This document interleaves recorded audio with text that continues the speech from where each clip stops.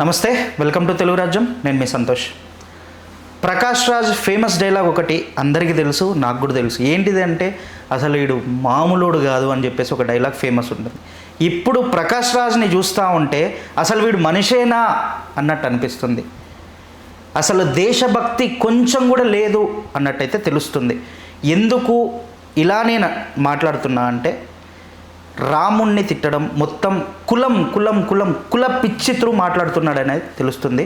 అసలు ఏం మాట్లాడారని విషయం పైన మాట్లాడడానికి మన ముందున్నారు భరద్వాజ్ గారు. నమస్తే సార్. నమస్తే అండి. సార్, ప్రకాష్ రాజ్కి అసలు దేశభక్తి ఉందా లేదా, కుల పిచ్చే ఉందా? కుల పిచ్చి ఏం లేదే, ఆయన మాటలో ఎక్కడ కుల ప్రస్తావన చేయలేదు. కానీ అంటే ఆయన చెప్పింది ఏమిటి, ఉత్తరాది నుంచి వచ్చినటువంటి రాముడు, లక్ష్మణుడు, సీత వాళ్ళ ముగ్గురు దండకారణ్యంలోకి ప్రవేశించిన తర్వాత అక్కడ ఒక తోటలోకి వెళ్ళాలి అనుకున్నారు. ఇది మన ప్రాపర్టీ కాదు కదా, మనం ఎలా వెళ్తామన్నాడు రాముడు. అయితే లక్ష్మణుడు ఆకలిస్తోందన్నా, అందులో ఏదైనా తిందాము అంటే, ఆకలిస్తే తినడం తప్పేం కాదు అని రాముడు అన్నాడు అని చెబుతూ ఆ ప్రాపర్టీ అంతా శూర్పణఖ గారిది. ఆవిడ వచ్చి ఏమిటిది వీళ్ళు కోసేస్తున్నారు అని అడిగితే, లేదు పేమెంట్ ఇచ్చేస్తాం మేము అన్నారు వీళ్ళు. ఆ పేమెంట్ ఏమిటి అనేది ఏదో మాట్లాడుకున్నారు.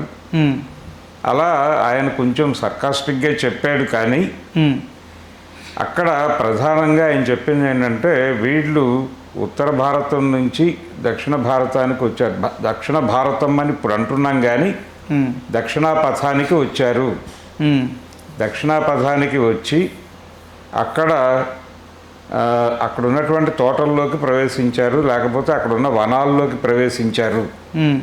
ఈ ప్రవేశించటము అనేది భారతదేశం మొత్తంగా ఒకటే కదా అని అనుకునే వాళ్ళకి కొంచెం ఇబ్బందికరంగా అనిపిస్తుంది. డీలిమిటేషన్ విషయంలో కూడా అదే చర్చ జరిగింది.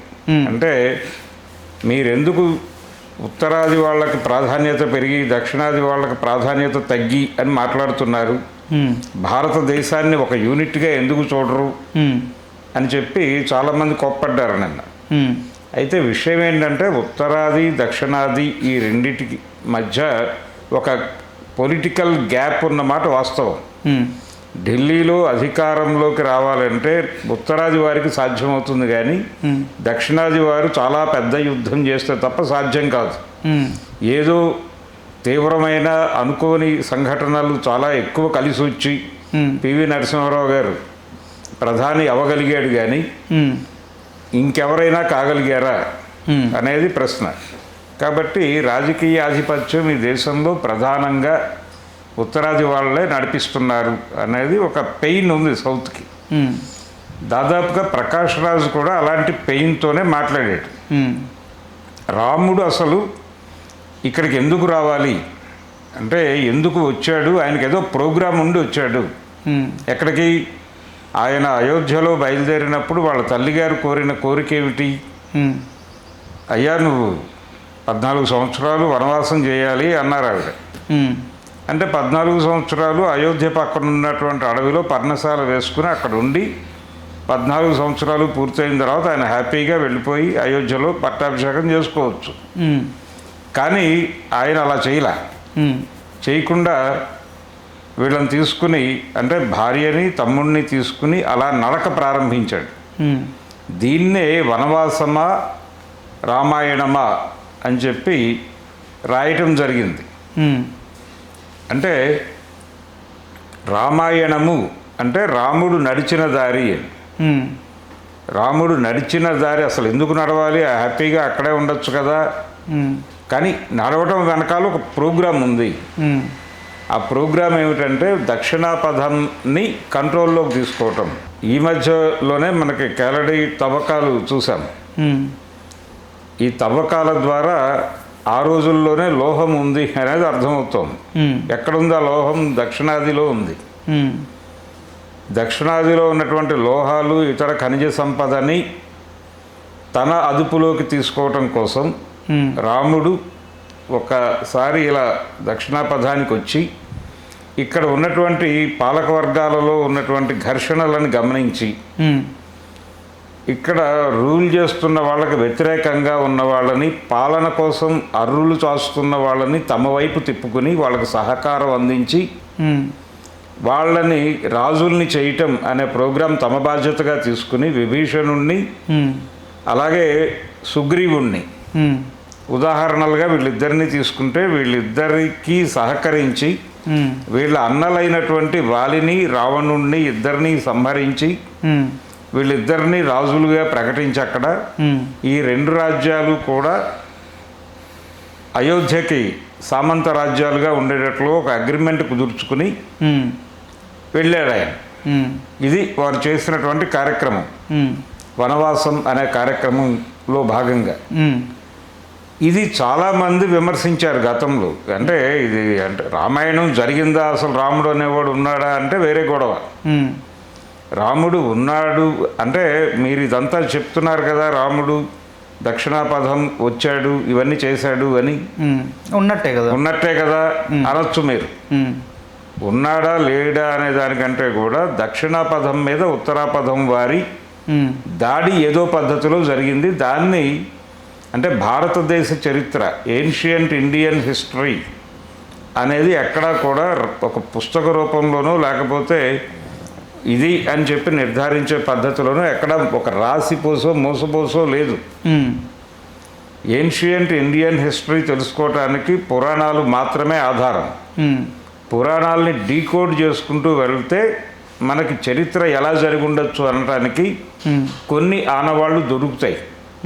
అందుకని పురాణాలు తప్పు అని ఆర్గ్యూ చేయటము తప్పే. అలాగని అవి పూర్తిగా 100కి 150%, 200% నిజమనుకుని భుజానికి ఎత్తుకొని మెదళ్లలో మోసుకుని వెళ్ళటం కూడా తప్పే. దాన్ని డీకోడ్ చేసి వీటి ఆధారంగా చరిత్ర గమనాన్ని తెలుసుకోవడానికి ఒక ప్రయత్నం చేయటంలో తప్పేం లేదు. అందుకని ఆ యాంగిల్లో చూసినప్పుడు చాలా స్పష్టంగా రాముడు అనేటువంటి ఒక ఉత్తరాది రాజు, ఆయన దక్షిణాపథానికి వచ్చాడు. ఇవన్నీ ఒకే రాజ్యాలు కాదు, ఒకే రాజ్యం కాదు, వేరువేరు రాజ్యాలు. ఈ వేరువేరు రాజ్యాలు అసలు భారతదేశంగా ఎప్పుడు యూనిఫై అయి లేదు. ఇది వేరువేరు రాజ్యాలుగా ఉంది. దీన్ని యూనిఫై చేయటానికి 1000 సంవత్సరాలు నడిచినటువంటి ముస్లిం రూలర్ల పరిపాలన కొంత దోహదపడింది. ఆ తర్వాత 200 సంవత్సరాల పైన నడిచినటువంటి ఇంగ్లీష్ రాజ్యం అది కూడా దీన్ని యూనిఫై చేయడానికి కొంత దోహదపడింది. అంతవరకే. అంతకుముందు యూనిఫికేషన్ అనే ప్రోగ్రాం లేదు. ఏ రాజ్యానికి ఆ రాజ్యం ప్రత్యేకం, వాళ్ళ గొడవలు, వీళ్ళు ఆక్రమించుకునేవాళ్ళు. ఈ ఆక్రమణలు, సామంతరాజులుగా మార్చేసుకోవటాలు, రాజసూయ యాగాలు ఇవన్నీ ఉన్నాయి. ఇవన్నీ జరుగుతూ ఉండేవి నిరంతరంగా. ఒక రాజు గెలుచుకునేవాడు, మళ్ళీ బలం పుంజుకుని వాళ్ళు స్వతంత్రం ప్రకటించుకునేవాళ్ళు, మళ్ళీ యుద్ధాలు జరిగేవి. ఇలా నడుస్తూ ఉండేది కథ. కాబట్టి రాముడు ఇక్కడి నుంచి అక్కడికి వెళ్ళాడు అంటే ఉత్తరాపథం నుంచి దక్షిణాపథానికి వెళ్ళాడు. వెళ్ళిన క్రమంలో అక్కడ యుద్ధాలు చేశాడు. ఆయనేమి అడవిలో సాధు జంతువులాగా లేడు ఆయన. ఆయన ప్రయాణం అంతా చాలామంది మీద దాడులు చేసుకుంటూనే వెళ్ళాడు. విశ్వామిత్రుడు వచ్చి యాగరక్షణ చెయ్యాలి అని అడిగి మొదటిసారిగా ఆయన్ని అడవిలోకి తీసుకెళ్ళాడు, రామలక్ష్మణుల్ని. ఓకే. తీసుకెళ్ళినప్పుడు ఆయన చెప్పింది ఏమిటి? అయ్యా, అరణ్యాలలో మేము తపస్సు చేసుకుంటుంటే మా యజ్ఞ వాటికల్ని వాళ్ళు మలినం చేస్తున్నారు, అక్కడ ఉన్నటువంటి నేటివ్ పీపుల్. కాబట్టి కొంచెం వాళ్ళని భయపెట్టాలి, అందుకని తీసుకెళ్తున్నాను మీరిద్దరినే అని చెప్పాడే. వీళ్ళు అదే చేశారు. వాళ్ళు అంటే వాళ్ళు రాక్షసులు, దుర్మార్గులు కింద చిత్రీకరించి వీళ్ళు చేసుకుంటున్న యజ్ఞాల్లో ఏవేవో పోసి మరణపరుస్తున్నారు. కాబట్టి వాళ్ళని 4 కొట్టి కంట్రోల్లోకి తీసుకోవటం అనే ప్రోగ్రాం కోసం రాముడిని తీసుకెళ్ళారు విశ్వామిత్రుడు గారు. తీసుకెళ్ళి అక్కడి నుంచి ఆయనకి పెళ్లి చేసి ఆ తర్వాత తిరిగి అడవికి పంపించి సప్తఋషి మండలం ప్రేరణతోనే, నిజానికి రామపట్టాభిషేకం వాయిదా వేసింది సప్తఋషి మండలం. వారు పిలిచి చెప్పారు జరగవలసిన పని ఏమిటి. వారు అడవికి వెళ్ళి, అడవికి అంటే దక్షిణాపథానికి వెళ్ళి వాళ్ళ మీద విజయం సాధించి కదా వచ్చి పట్టాభిషేకం చేసుకోవాల్సింది. అలా కాకుండా ఇలా నేరుగా పట్టాభిషేకం చేసేస్తే ఎలాగా, కంట్రోల్లోకి తీసుకోవాలి కదా. పవర్ రాజసూయం అనేది అధికారం వచ్చిన తర్వాత చేసేది. అధికారంలోకి రావడానికి ముందు కొన్ని కంట్రోల్లోకి తీసుకున్న తర్వాత అధికారంలోకి వస్తే బాగుంటుంది కదా అని వాళ్ళు సూచన చేసిన మేరకు వీరు ఆ కార్యక్రమంలోకి దిగారు. ఇది ఒక నెరేటివ్ ఉంది. దీన్ని రకరకాల పద్ధతుల్లో రామాయణం ఎలా రాశారు, అది బౌద్ధ కథల నుంచి తీసుకుని రాశారు అని నార్ల వెంకటేశ్వరరావు గారు లాంటి వారు అన్నారు. ఇలాంటివన్నీ అంటే క్రిటికల్గా దాన్ని రెడిక్యూల్ చేయక్కర్లేదు, అపహాస్యం చేయక్కర్లేదు. అపహాస్యం చేయకుండా సీరియస్గానే రామాయణాన్ని పట్టించుకుని రామాయణం ఆధారంగా ఆ రోజుల్లో ఇది జరిగి ఉండవచ్చు అని ఒక చారిత్రక నిర్ధారణకు రావడానికి ఆస్కారం ఉంది. అలాగే లంక అనే పదం కూడా సంస్కృతంలో ఉందని అనుకోను నేను. లంక అనేది పూర్తి స్థాయిలో తెలుగు పదమే. తెలుగు పదం అనుకున్నప్పుడు ఈ లంక అనేది ఇక్కడే ఎక్కడో లొకేట్ అయి ఉండాలి తెలుగు రాష్ట్రాలలో. అది తెలంగాణ లేకపోతే గోదావరి జిల్లాలో అనేది తేలాలి. ఆంజనేయ స్వామి లంఘించింది సముద్రాన్ని అయి ఉండకపోవచ్చు, ఒక వాగునో ఏరునో ఆయన దూకి ఉండొచ్చు.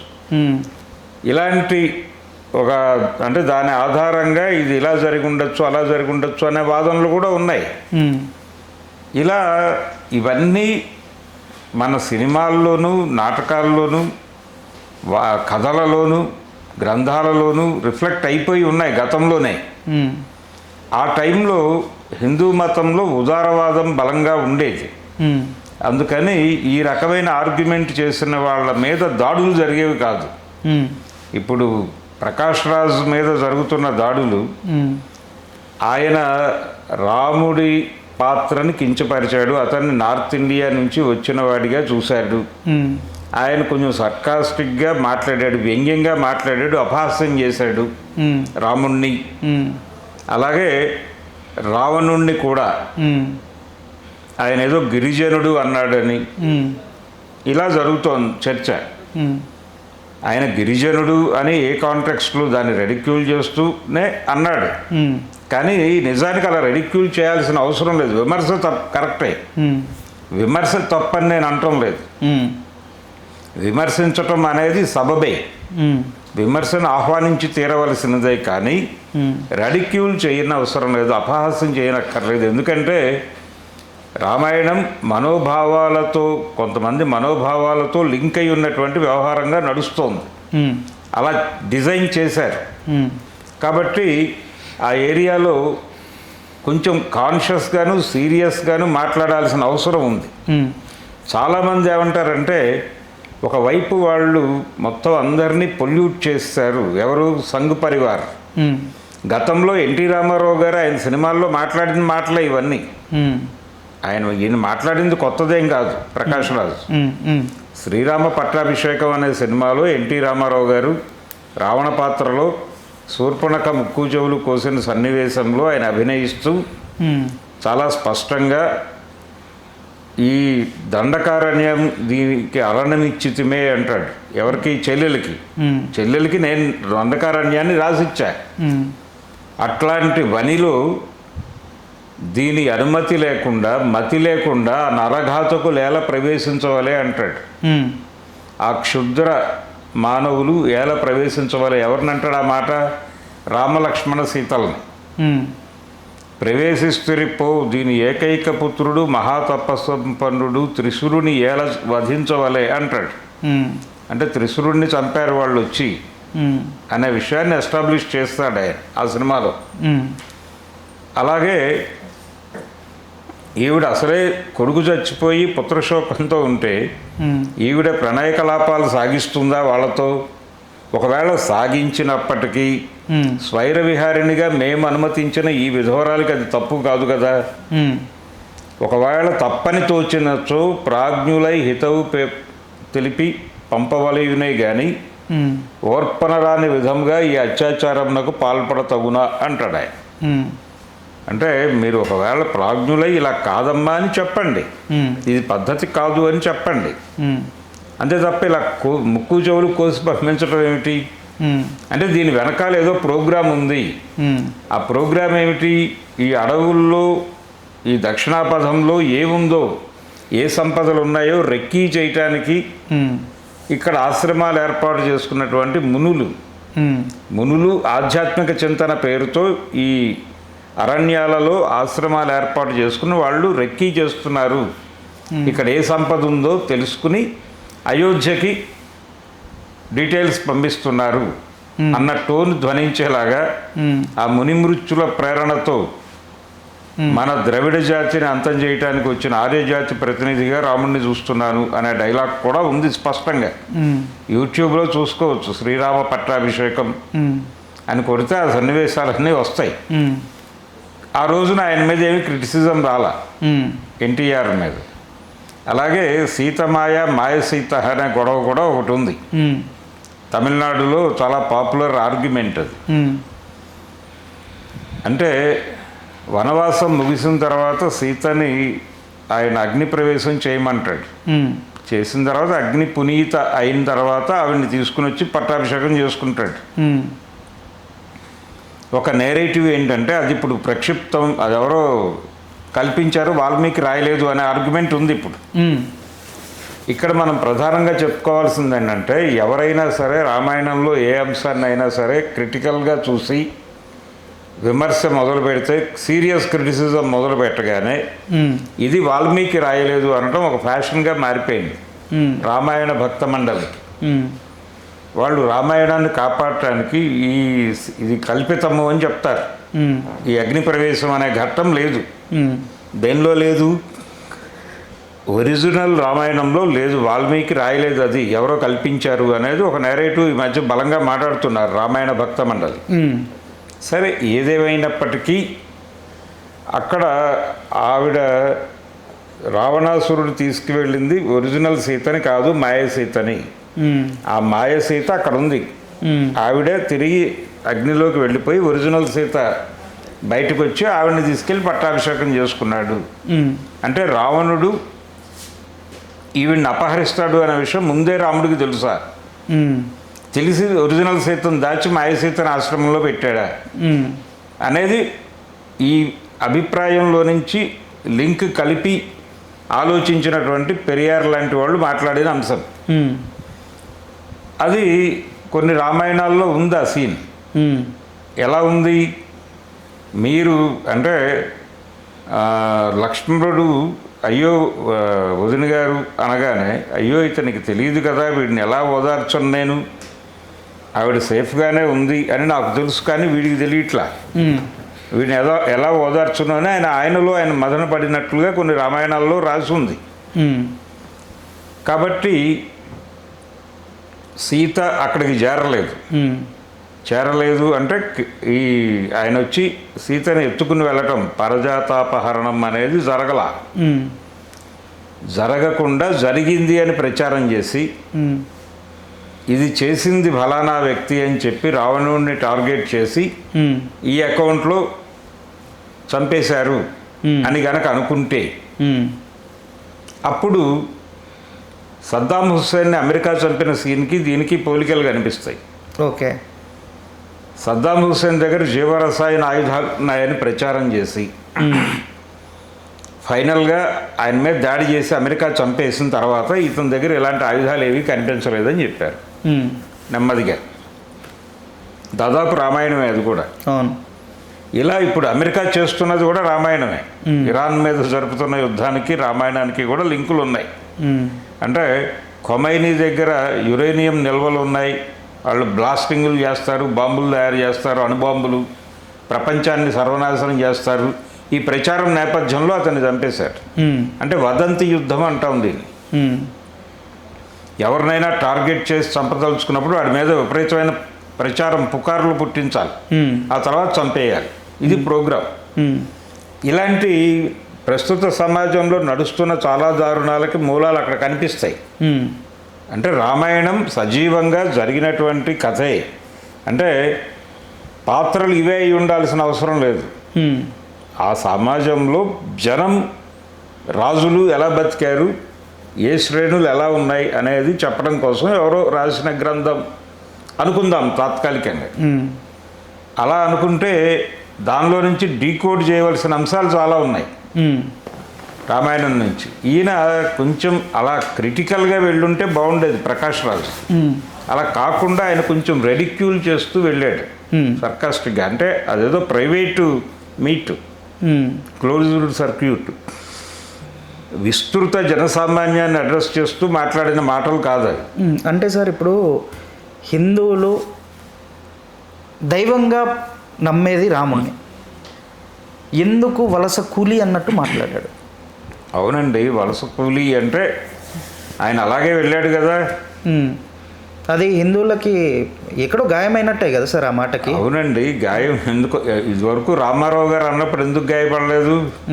పైగా ఆయన వేసిన రామపాత్ర రావణుడి మరణం గురించి కలత చెందుతుంది ఎన్టీ రామారావు గారి సినిమాలు. అయితే ఆ రోజుల్లో ఎందుకు దాడులు జరగలేదు ఆయన మీద? రంగనాయకమ్మ గారు రామాయణ విశ్వవృక్షం రాశారు కదా, ఆవిడ మీద ఎందుకు దాడులు జరగలేదు? దాని మీద విమర్శ ఉండేది. రెండు రకాల విమర్శలు ఉన్నాయి దాని మీద.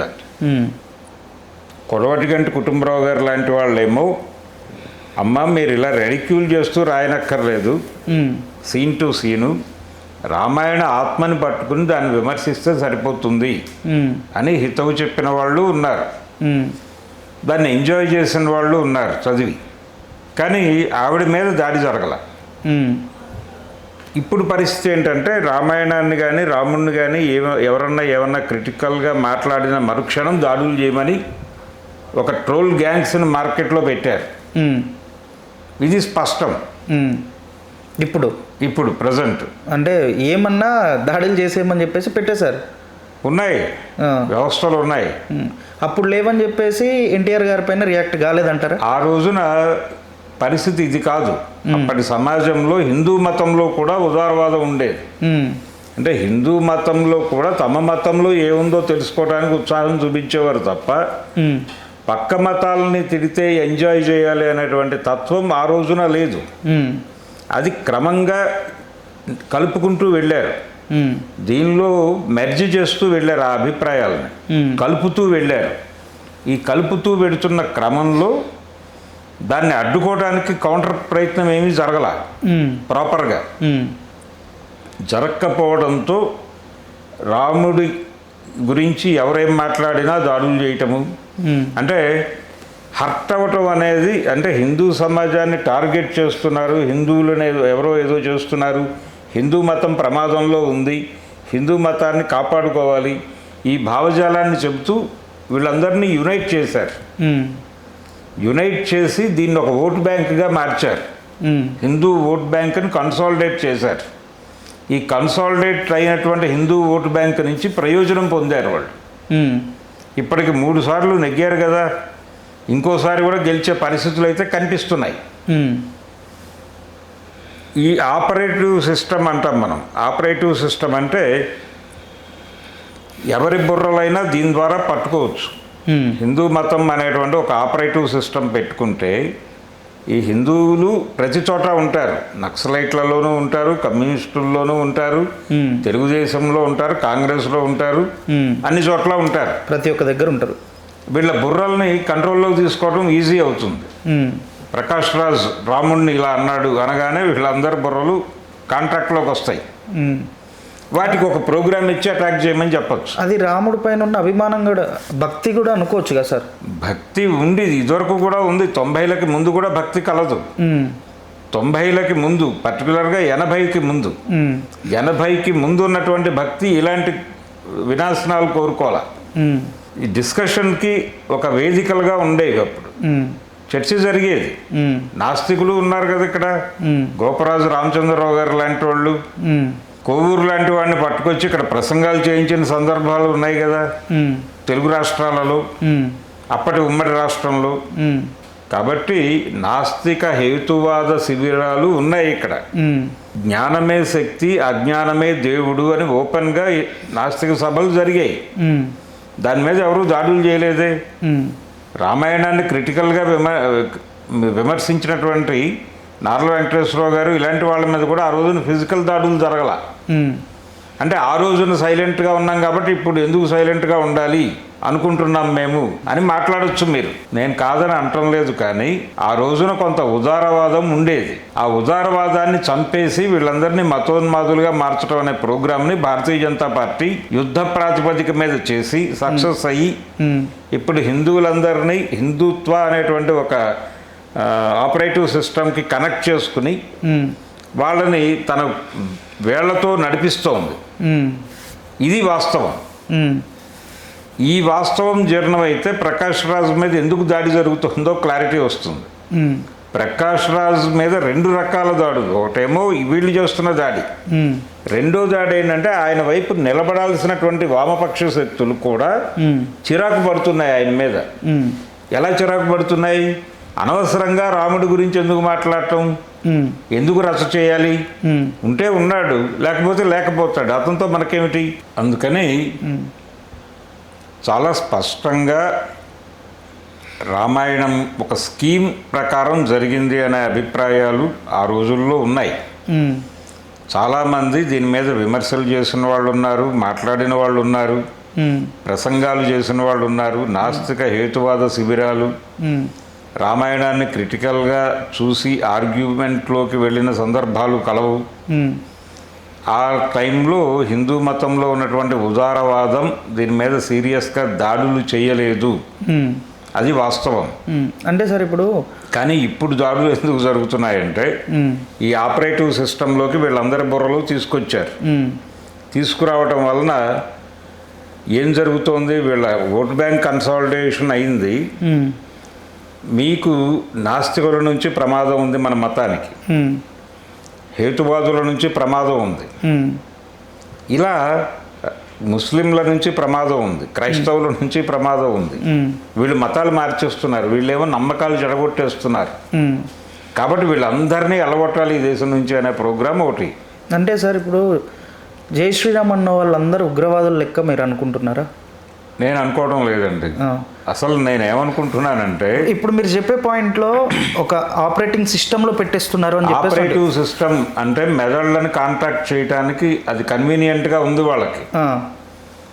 ఈ మతోన్మాదాన్ని రెచ్చగొట్టడం ద్వారా ఎవరినైనా ఆపరేట్ చేసి కంట్రోల్లోకి తీసుకోవచ్చు. కమ్యూనిస్ట్ పార్టీలో ఉన్న హిందువులు, నక్సలైట్ పార్టీల్లో ఉన్నటువంటి హిందువులు, సినిమా రంగంలో ఉన్న హిందువులు, వీళ్ళందరినీ ఎక్కడో చోట వాళ్ళ సున్నితమైనటువంటి అభిప్రాయాలను కొంచెం గిల్లి వాళ్ళని హిందూ మతం ప్రమాదంలో ఉంది అనే నేరేటివ్లోకి తీసుకెళ్ళి కంట్రోల్లోకి తీసుకోవచ్చు. ఇప్పుడు వాళ్ళు విజయం సాధించారు, కమ్యూనిస్టుల మీద ఒక మేరకు విజయం సాధించగలిగారు. ఎలా సాధించగలిగారు అంటే మనం మతం గురించి, అలాగే మతోన్మాదం గురించి, మతోన్మాదం పెరిగిపోయిన సందర్భంలో మనం మతం గురించి మాట్లాడితే విస్తృతమైన ప్రజలలోకి వెళ్ళటం సాధ్యం కాదు. హిందువులని పర్టికులర్గా స్కూళ్ళు కాలేజీల్లో పిల్లల్ని అడ్రస్ చేయాలంటే ఈ జరుగుతున్న దారుణాల గురించి, హిందుత్వ అనే పేరుతో చేస్తున్న దుర్మార్గాల గురించి వాళ్ళతో నేరుగా మాట్లాడితే వాళ్ళ గాయపడతారు అని భయపడుతున్నారు వీళ్ళు. భయపడుతూ వాళ్ళతో నేరుగా ఆ టాపిక్లోకి వెళ్ళటం ప్రమాదము. కాబట్టి వాళ్ళతో నెమ్మదిగా వేరే అంశాలు మాట్లాడుతూ దీని గురించి కూడా మాట్లాడాలి.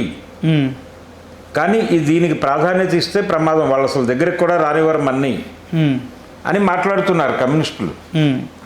ఈ క్రమంలోనే మనం వర్గ పోరాటం కదా చేసేది, ఈ మత పోరాటం గొడవ మనకేలా అని గుళ్ళకి వెళ్ళి, అలాగే ఇళ్లల్లో పూజలు చేసి ప్రసాదాలు పెట్టి మీడియా ముందుకు వచ్చి మాట్లాడినటువంటి చాడా వెంకటరెడ్డి గారు, తిరుపతి వెళ్ళినటువంటి నారాయణ గారు, ఇలాంటి వాళ్ళని కూడా చూసాం మనం. అంటే కమ్యూనిస్ట్ పార్టీ కొన్ని జిల్లాల కార్యదర్శులు అయ్యప్ప మాల వేసుకుని ప్రెస్ మీట్లో మాట్లాడిన సందర్భాలు కూడా చూసాం మనం. అదొక భావజాలం. ఆ భావజాలం వీళ్ళ ఇన్ఫ్లుయెన్స్తో తయారైన భావజాలం అది. అంటే మొత్తం పొల్యూట్ చేస్తారు వీళ్ళు కాబట్టి ఎవరి దగ్గరికైనా వెళ్ళి హిందుత్వ గురించి మాట్లాడితే వాళ్ళు వైలెంట్గా రియాక్ట్ అవుతారు. అందుకని సున్నితంగా వాళ్ళకి చెప్పుకుంటూ వెడదాం. ముందైతే హిందుత్వ వద్దు, నెమ్మదిగా పేదరికము, జీవితాలు దాని గురించి మాట్లాడుతూ నెమ్మదిగా వీళ్ళు చేసేటువంటి దుర్మార్గాల గురించి లేటర్ వేలో చెప్దాం అని మాట్లాడుతున్నారు. అంటే ఆ మేరకు వాళ్ళని టెర్రరైజ్ చేయగలిగారు. ఎవరిని? కమ్యూనిస్టు పార్టీల సానుభూతి పరులని, లెఫ్ట్ గ్రూప్ని, టోటల్ లెఫ్ట్ గ్రూప్ని టెన్షన్ పెట్టగలిగారు. అందుకని సమాజంలో ఉన్న అన్ని శక్తుల్ని వీళ్ళు కంట్రోల్లోకి తీసేసుకున్నారు. వీళ్ళ ఉద్దేశం ఇక్కడి నుంచి ముస్లింలను గెంటేయటం కాదు, ఈ దేశం నుంచి క్రైస్తవులను గెంటేయటం వాళ్ళ ప్రోగ్రాం కాదు. వాళ్ళు చాలా స్పష్టంగా భయపెట్టి లొంగ తీసుకుంటున్నారు. హిందువులనేమో హిందూ మతం ప్రమాదంలో ఉంది అని చెప్పి లొంగ తీసుకున్నారు. ఎప్పుడైతే మెజారిటీ మతంలో అభద్రత పోగుపడుతుందో మైనారిటీల్లో భయం పోగుపడుతుంది. అంటే ఈ అభద్రతలో ఉన్నాము అనుకుంటున్న మెజారిటీ మతం తమ పట్ల వైలెంట్గా రియాక్ట్ అవుతుందేమో, దాన్ని ఎలా ఎదుర్కోవాలి అనే ప్రోగ్రాంలోకి వీళ్ళు వెళ్ళిపోతారు మైనారిటీలు. అలా వీళ్ళ మధ్య ఉన్నటువంటి ఒక సయోధ్య దెబ్బతింటుంది ఈ భావజాలం వలన. ఇది ప్రమాదం. ఈ రకమైనటువంటి భావజాలం వ్యాప్తికి రాముడు ఊతంగా మారాడు వాళ్ళకి. కాబట్టి ఇప్పుడు హిందుత్వ చేతుల నుంచి రాముడిని విముక్తి చేయటం అనేది ఒక ప్రోగ్రాం. హిందుత్వ అనే ప్రమాదం నుంచి హిందూ మతాన్ని కాపాడుకోవాల్సిన అవసరం కూడా ఉంది. వీళ్ళు ఇలా ప్రతిదీ ఏది దొరికినా బ్రహ్మాస్త్రం చేస్తున్నారు. ప్రకాష్ రాజ్ ఎప్పుడు మాట్లాడాడు? కేరళలో అప్పుడెప్పుడో జరిగిన లిటరరీ ఫెస్ట్లో మాట్లాడాడు. వాటిని ఇప్పుడు ఎందుకు ప్రచారంలో పెట్టారు అంటే, ఎన్నికలు ఉన్నాయి, ఎన్నికల వాతావరణంలో ఉన్నాం మనం, హిందూ ఓట్లను కన్సాలిడేట్ చేయాల్సిన ఒక పని ఉంది. కాబట్టి రాముణ్ణి తిడుతున్న ప్రకాష్ రాజుని సమర్థిస్తున్న వాళ్ళందరినీ సమాజం నుంచి వెలేయండి అని ఒక పిలుపునిచ్చేసి ఒక ఉన్మాదాన్ని రెచ్చగొట్టడానికి ఇది ఉపయోగపడుతుంది అని ఆ వీడియోలు పట్టుకొచ్చి తోసేస్తున్నారు. ఆయన నిన్న మాట్లాడలా, కేరళలో జరిగినటువంటి లిటరరీ ఫెస్ట్లో ఇంటర్నల్ వాళ్ళ ఇండోర్ మీటింగ్లో మాట్లాడాడు ఆయన. ఆ వీడియోలు పట్టుకొచ్చి ఇప్పుడు రచ్చ చేయటం వెనకాల వీళ్ళకి ప్రోగ్రాం ఉంది. ఆ ప్రోగ్రాం మీద నేను మాట్లాడుతున్నా. ఆయన వ్యక్తిగత అభిప్రాయం అక్కడ చెప్పుకున్నాడు. ఎన్టీ రామారావు గారు సినిమాల్లో చెప్పాడు నేరుగా. రంగనాయకమ్మ గారు రాశారు, ఆవిడ భాగాలుగా రాశారు రామాయణ విశ్వవృక్షం అని. నార్ల వెంకటేశ్వరరావు గారు రామాయణం మీద అనేక వ్యాసాలు రాశాడు. గోపరాజు రామచంద్రరావు గారు రాశాడు, మాట్లాడాడు ఆయన. వీళ్ళందరినీ తప్పు పట్టకుండా ఇప్పుడు వచ్చి ప్రకాష్ రాజు మీద దాడి చేసేస్తే దాని వెనకాల ప్రోగ్రాం ఏమిటి అంటే, ఆయన ఆ మధ్యకాలంలో ఆయన మదర్ చనిపోయారు. చనిపోయిన సందర్భంగా ఆయన మతపరమైనటువంటి పద్ధతుల్లోనే అంత్యక్రియలు జరిగాయి. అది క్రైస్తవ బాణీలో జరిగింది అనేది ఎస్టాబ్లిష్ అయింది. అయిన తర్వాత ఆయన ఏమన్నాడు, మా మదరు ఆవిడ నమ్మకాల ప్రకారం ఆవిడ అంత్యక్రియలు జరగాలని ఆవిడ కోరుకున్నారు కాబట్టి ఆ ప్రకారం చేయించాను నేను. ఆవిడ మనోభావాలని కించపరచడం ఇష్టం లేక అన్నాడు ఆయన. నువ్వు తెల్లారు లేస్తే హిందూ మతం మీద నీ ఇష్టం వచ్చినట్టు మాట్లాడుతావు, మీ అమ్మకి ఇచ్చిన గౌరవం హిందువులకి ఇవ్వవా అని చాలామంది జ్ఞానులు దాడి చేశారు ఆయన మీద. వాళ్ళకి కూడా ఇదే సమాధానం. ఏది? ప్రకాష్ రాజ్ ఎలాగైతే వాళ్ళ మదర్ విషయంలో డెమోక్రటిక్గా ఉన్నాడు, సమాజంతో అలా డెమోక్రటిక్గా ఉంటే కుదరదు. సమాజంలో జరిగే సంఘటనలతో ఇంటరాక్ట్ అయినప్పుడు తన అభిప్రాయాలు ఖచ్చితంగా చెప్పి తీరాలి. ఇక్కడ ముసుగేయాల్సిన అవసరం లేదు. వాళ్ళ అమ్మ వేరు, సమాజం వేరు. వాళ్ళ మదర్ సమాజంలో ఉన్నారు, కానీ సమాజంలో ఉన్నటువంటి హిందువులందరినీ హర్ట్ చేయటం ఆయన ప్రోగ్రాం కాదు. హిందుత్వ పేరుతో జరుగుతున్న దాడుల గురించి కొంచెం అగ్రెసివ్గా మాట్లాడటం అనేది చేశాడు ఆయన. అది తప్పు అని ఇదివరకు అనేవాళ్ళు కాదు, ఇప్పుడు అంటున్నారు. అంటే పొలిటికల్ ప్రోగ్రామ్ ఒకటి మతానికి ఏర్పడింది. ఈ పొలిటికల్ ప్రోగ్రామ్ ఏర్పడటం వల్ల ఇలాంటి ఇష్యూస్ అన్నింటినీ పట్టుకొచ్చి బ్రహ్మాస్త్రాలుగా మార్చి తమ ఓట్ బ్యాంకుని కాపాడుకుని ఎన్నికల్లో గెలవటం అనే ప్రోగ్రాంలో వాడేసుకోవటం అనేది స్పష్టంగా కనిపిస్తోంది. పైగా ప్రకాష్ రాజ్ నోన్ ఫేస్, ఆయనకి హిందీలో కూడా మార్కెట్ ఉంది. కాబట్టి ప్రకాష్ రాజ్ అనేవాడి మీద దాడి చేస్తే జాతీయ స్థాయిలో మనం హిందూ మతాన్ని ప్రొటెక్ట్ చేస్తున్నాం అనే విషయం కన్వే అవుతుంది. కేవలం అందుకోసమే రచ్చ చేస్తున్నారు ప్రకాష్ రాజ్ని. రైట్. అంతకు మించి వేరే పని లేదు వాళ్ళకి. Right. Thank you sir, thank you so much. Thank you.